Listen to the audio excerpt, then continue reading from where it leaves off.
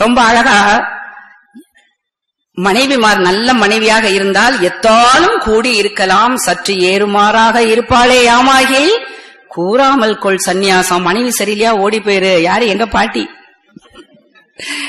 இப்படியெல்லாம் இருந்த காலகட்டத்துல எல்லாம் இருந்தது. அரச போகமான வாழ்க்கை, நாயக்க மன்னரிடம் கணக்கு பிள்ளைனா யோசிங்க, எப்படிப்பட்ட பொருள் வளம் நிறைந்த வாழ்க்கை.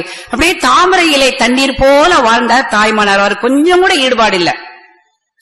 இதுல விஸ்வநாத நாயக்கர் இருக்கார் பாருங்க, அவர் அளவுக்கு மீறிய சிவபக்தி உடையவர்.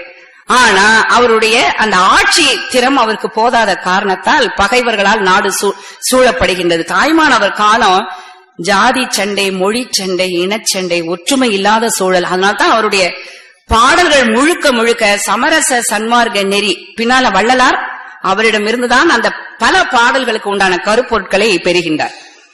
அருணகிரிநாதர் தேவார மூவர் சிந்தனைகளை தாய்மானவரிடம் பார்க்கின்றோம். தாய்மானவர் சிந்தனைகள் அனைத்தையும் பின்னால் வந்த வள்ளலாரிடம் நிறைய பாடல்களை நம்மால் பார்க்க முடிகின்றது.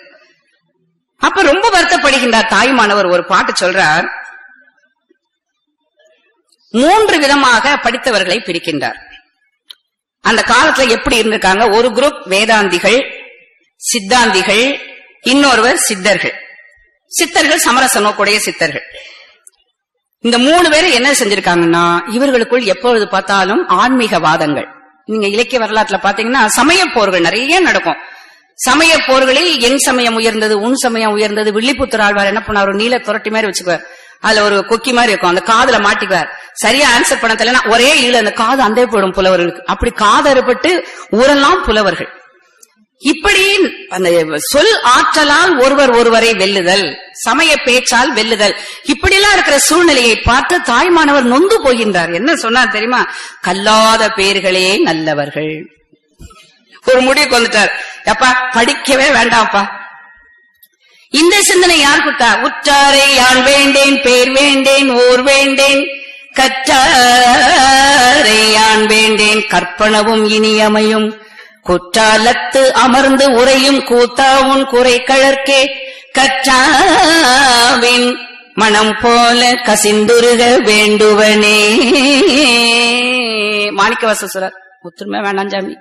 உற்றாரை யான் வேண்டேன், ஊர் வேண்டேன், பேர் வேண்டேன், கற்றாரை யான் வேண்டேன். ஐயோ, படிச்சவன் உறவே வேண்டாம். கற்பனவும் இனியமையும் போதும் படிச்சது. அந்த சிந்தனை பாருங்க எப்படி வருது. மாணிக்கவாசகர் சொல்லி, தாய்மானவர் சொல்லி, பாரதியார் பார்க்கிறார்.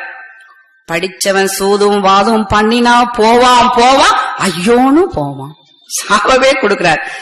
நீங்க இந்த சில சமயம் செய்தித்தாள்கள்ல பாத்தீங்கன்னா படிக்காதவன் சின்ன அளவுலதான் குற்றங்கள் செய்வான். நல்ல இன்ஃபர்மேஷன் டெக்னாலஜி படிச்சவன் என்ன பண்ணுவான், ரொம்ப உயர்ந்த இதுல இருக்காம அவனுக்கு எல்லாம் தெரியும். எங்கெங்க எதை பண்ணா பேங்க்ல எப்படி எப்படி பண்ணலாம், எப்படி எப்படி ஃப்ராட் பண்ணலாம், கோடிக்கணக்கில் சுருட்டான். அதை பாக்குறார் பாரதியார். இந்த முட்டாள் சேர்ந்து யாரையும் பாதிக்கவில்லை, ஆனால் படித்தவன் சேர்ந்து எத்தனை பேரை பாதிக்கின்றது. அதனாலதான் சாபம் கொடுத்தார். படித்தவன் சூதும் வாதம் பண்ணினால் போவான். ஏன் கல்லாதவர்களே நல்லவர்கள் 2 தடவை சொன்னார். நல்லவர்கள் நல்லவர்கள்ங்கிறார் தாய்மானவர். அப்ப படிக்கவே வேண்டாம்னு அர்த்தம் கிடையாது. படித்ததன் பயன் என்ன? கற்றதனால் ஆய பயன் என்கொள் வானறிவன் நற்றாள் தொழார் எனின். இறைவனை நினைப்பதற்கு அந்த கல்வி பயன்பட வேண்டுமே தவிர எப்ப பார்த்தாலும் என் சமயம் உயர்ந்ததா, சித்தாந்தமா, வேதாந்தமா, சித்தமா, இதற்கு அந்த படிப்பு பயன்பட வேண்டும் என்று நினைத்த தாய்மானவர் நொந்து போகின்றார்.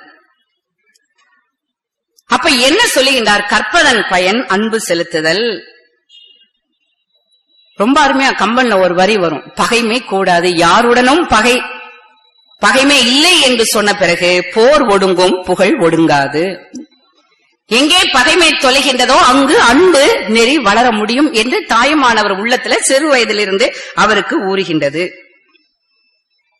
தினமும் என்ன செய்வார், கோவிலுக்கு போகின்ற ஒரு நல்ல வழக்கம். அது ரொம்ப தாய்மானவருக்கு நான் சமய சொற்பொழிவுக்கு சொல்லுவேன். குழந்தைகளை கோவிலுக்கு அழைத்து செல்கின்ற வழக்கம் கட்டாயம் வேண்டும் என்பது தாய்மானவர் சிந்தனைகள்ல தெரியும். நம்முடைய சமயங்கள், நம்முடைய மூதாதையருடைய சிந்தனைகள், இந்த மாதிரி 14 பேர்களை பற்றிய செய்திகளா எப்படிங்க தெரிய வரும்? கோவில் என்பது சும்மா வெறும் கட்டடம் கிடையாது. கோவில்ல தான் சிற்பக்கலை, நம்முடைய கட்டிடக்கலை, நம்முடைய ஆன்மீகம், நடனம், இசை அனைத்தும் வளர்ந்த ஒரு சிறப்பான இடம். வாரியார் சுவாமிகள் ரொம்ப அருமையா சொன்னார். அவற்றையே சில பேர் கேட்டிருக்காங்க, கோயிலுக்கு போனா தானா நட்டக்கல்லும் பேசுமோ நாதன் உள்ளிருக்கையில் சித்தர்கள் சொன்னாங்களே, வீட்டிலே கும்பிட்டா என்ன, நல்லா கும்பிடு, அவர் நல்ல சின்ன குழந்தைகளுக்கு புரிவது போல பேசுறதுல வாரியார் சுவாமிகளை மிஞ்சவே முடியாது. அவர் சொல்றார், பசுவின் உடம்பு பூரா பால் இருக்குங்க, ரத்தம் தானே பாலாக மாறுகிறது. அந்த குழந்தைகிட்ட கேள்விக்கு காலத்திற்கு நான் பால் வருமா? உடனே பிள்ளைங்களா வராது. அந்த முன் வரிசையில் உட்காந்துருக்கும் அந்த காலத்தை ஞாபகம் யோசிச்சு பாருங்க. பாலப்படிச்சு திருநா பால் வருமா? வராது. பால் எப்படி வரும்? மடியை பிடித்து திருகினால் பால் வரும். அது போல தாய்மானவர் சொல்றார், பார்க்கும் இடமெங்கும் நீக்கமர நிறைந்திருக்கின்ற பரிபூரணானந்தம். ஆனா அவனுடைய அருளை பெற வேண்டுமானால் எப்படி மடியை பிடித்து கறந்து பாலை எடுக்கிறோமோ அதுபோல கோவிலுக்குள் சென்று இறைவனை வழிபட்டால்தான் அந்த அருளை பெற முடியும்.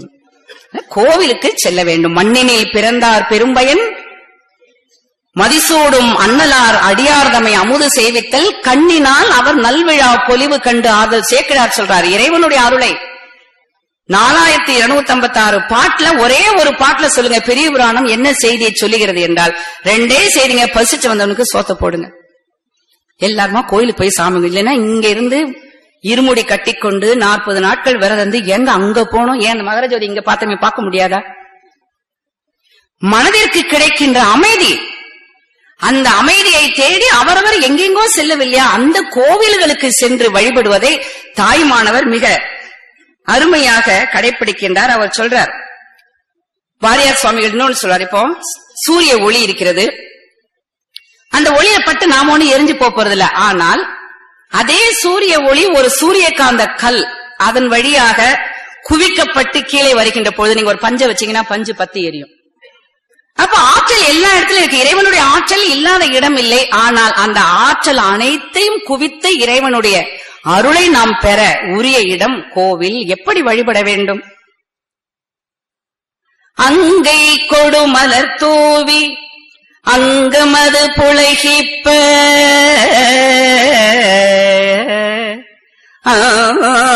ஆண்பினால் உருகி விழிநீர் ஆறாக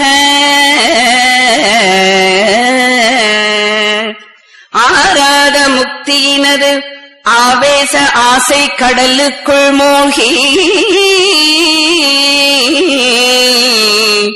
சங்கரா சுயம்புவே சம்புவே எனவும் மொழி தழுத்திட வணங்கும் சன்மார்க்க நெறியிலா துன்மார்க்க நேனையும் தன்னருள் கொடுத்து ஆழ்வையோ. சரியை கிரியை யோகம் ஞானம் எல்லாத்தையும் இந்த ஒரு பாட்டுல தாய்மானவர் கூறுகின்றார். அங்கை கொடு மலர் தூவி, 2 கையிலையும் பூ எடுத்து இறைவனுக்கு போடுதல்ங்கிறது மிகப்பெரிய விஷயம். நாவுக்கரசர் பல ஆண்டுகள் புறச்சமயத்தில் இருந்தார். அதுக்கப்புறம் வருகின்றார் கூற்றாயினவாறு பாடுறப்போ அவர் சொல்றார், நான் இருந்தது புறச்சமயமாக இருந்தால் கூட சிவபெருமானே நான் ஒரு நாள் கூட உன்னை வழிபடுவதை நான் மறந்து அறியேன். சலம் போடு தூபம் மறந்தறியேன், தமிழோடு இசை பாடல் மறந்தறியேன், நலம் தீங்கில் உன்னை மறந்தறியேன், என்னாவில் உன்னாமம் மறந்தறியேன், கூற்றாயினவாறு விலக்ககிலே கொடுமை பல செய்தன நான் அறியேன். சலம் பூவோடு தூபம் மறந்தறியேன், தமிழோடு இசைப்பாடல் மறந்தறியேன், நலம் தீங்கில் உன்னை நான் மறக்கவில்லை. சலம் பூ தூபம். சிவனை வணங்க வேண்டும் என்றால் முதல்ல அபிஷேகம் பண்ண வேண்டும். சலம் பூவோடு நிறைய பூக்களை எடுத்து அவனுக்கு அர்ச்சனை செய்ய வேண்டும். தூபம் நல்ல சாம்பிராணி நல்ல மணமான பொருட்களை கொண்டு தூபம் காட்டுதல் வேண்டும். இதையெல்லாம் நான் செய்யவில்லை அப்படின்னு நாவுக்கரசர் வருந்துகின்றார்.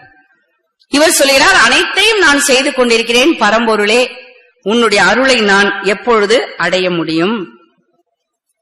நிறைய தலங்களுக்கு செல்லுகின்றார் தாயுமானவர். அவருக்கு ஒரு ஞானோபதேசம் கிடைக்கின்றது. தன்னை தானே ஆன்ம விசாரம் செய்தல் என்பது ரொம்ப பெரிய விஷயம். நானார் என் உள்ளமார் என்று நம்மை நாமே கேட்டுக்கொள்ள வேண்டும். அது உண்மையான ஞானிகளுக்கு ஒரு நல்ல ஒளியை காட்டும். எனவே தாய்மானவர் ஆன்ம விசாரம் என்று சொல்லப்படுகின்ற நிஷ்டை யோகத்தில் அமர்ந்து யோசிக்கின்றார், எதனால் மனிதர்கள் துன்பத்தை அடைகின்றார்கள். நமக்கு எல்லாம் தெரியும், புத்தர் சொன்னது ஆசையை துன்பத்திற்கு எங்க சுத்தி எங்க வந்தாலும் கடைசியில எங்க வந்து முடியும் பாத்தீங்கன்னா ஏதாவது ஒன்றின் மீது ஆசை. இது பதவியா இருக்கலாம், பணமா இருக்கலாம், அல்லது ஒரு நல்ல கணவனை பெற வேண்டும், மனைவி, எப்படியாவது பாருங்க எங்க சுத்தி எங்க வந்தாலும் ஆசை துன்பத்திற்கு காரணம். வள்ளுவர் ரொம்ப நல்லா சொல்வார், யாதனின் யாதனின் நீங்கியான் நோதல் அதனின் அதனின் இளன். எனக்கு இனிமே பட்டு புடவையே வேண்டாம், ஒரு முடிவு எடுத்துருங்க. புடவையால வரக்கூடிய எந்த கஷ்டமும் கிடையாது, சண்டையே கிடையாது. வீட்டுல கேட்டாதானே சார் இனிமே நான் நகையே வேண்டான்னு வச்சிருக்கேங்க, போதுங்க இருக்கு, அப்பாடான் இருக்கும். கணவனுக்கு பெரிய பாரமே நீங்கிற மாதிரி. எங்கேயும் போக வேண்டாம், ஏதோ வீடு கோயில் கணவன் பிள்ளைகள் இருந்தா போதும். இப்படி ஒன்னொன்னையா நம்ம யோசிச்சு பார்த்தோம்னா எதனால வரக்கூடிய துன்பங்கள் எல்லாம் நீங்க எது வேண்டாம் வேண்டான்னு விடுறீங்களோ அதனால வரக்கூடிய எல்லா துன்பங்களில் இருந்தும் நாம் நீங்க முடியும். ஆனால் அது அவ்வளவு எளிமையானதா? ரொம்ப கஷ்டம். அவர் சொல்றார், தாய்மானவர்